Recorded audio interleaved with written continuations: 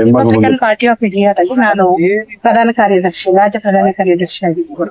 ಈಗೇನು ನಮ್ಮ doctor M ವೆಂಕಟರಾಮಣ್ಣನವರ ನೇತೃತ್ವದಲ್ಲಿ ಈ ಒಂದು ಹೋರಾಟವನ್ನ ನಾವು ರೂಪಿಸಿ ಇಲ್ಲಿನ ರೈತರಿಗೆ ಅನ್ಯಾಯ ಆಗದೆ ಇರುವಂತ ರೀತಿಯಲ್ಲಿ ನಾವು ರೈತರ ಪರ ಹೋರಾಟ ಮಾಡ್ತಾ ಇದ್ದೀವಿ. ಬಹಳಷ್ಟು ರೈತರಿಗೆ ಅನ್ಯಾಯ ಆಗಿ ಅವರ ಭೂಮಿಗಳನ್ನ ಕಿತ್ಕೊಂಡು ಅವರ ಹೊಟ್ಟೆ ಮೇಲೆ ಹೊಡೆಯುವಂತ ಕೆಲಸ ಸರ್ಕಾರ ಮಾಡ್ತಾ ಇದೆ.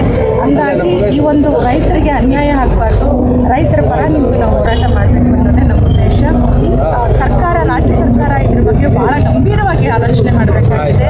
ಯಾಕಂದ್ರೆ ಫಲವತ್ತಾದ ಭೂಮಿಯಲ್ಲಿ ರೈತರು ಈಗಾಗಲೇ ಏನು ದವಸ ಧಾನ್ಯಗಳನ್ನು ಬೆಳೆದು ಇಡೀ ರಾಜ್ಯಕ್ಕೆ ಅವರ ಒಂದು ಸಹಕಾರ ಇದೆ. ಹಾಗಾಗಿ ರೈತರಿಗೆ ಸರ್ಕಾರನೂ ಸಹ ಸಹಾಯ ಮಾಡ್ತಾ ಇಲ್ಲಲ್ಲದೆ ಬೇರೆ ಎಲ್ಲಿ ಬೇಕಾದರೂ ಸರ್ಕಾರ ಏನು ಕಾರ್ಪೊರೇಟ್ ಕಂಪನಿಗಳನ್ನು ಮಾಡೋದಕ್ಕೆ ಬೇಕಾದಷ್ಟು ಜಾಗಗಳಿದೆ, ಅಲ್ಲಿ ಮಾಡ್ಕೋಬಹುದು. ಇಲ್ಲಿ ರೈತರಿಗೆ ಅನ್ಯಾಯ ಮಾಡದೇ ಇರುವಂಥ ರೀತಿಯಲ್ಲಿ ಈ ರಾಜ್ಯ ಸರ್ಕಾರ ಆಲೋಚನೆ ಮಾಡಬೇಕಾಗಿದೆ.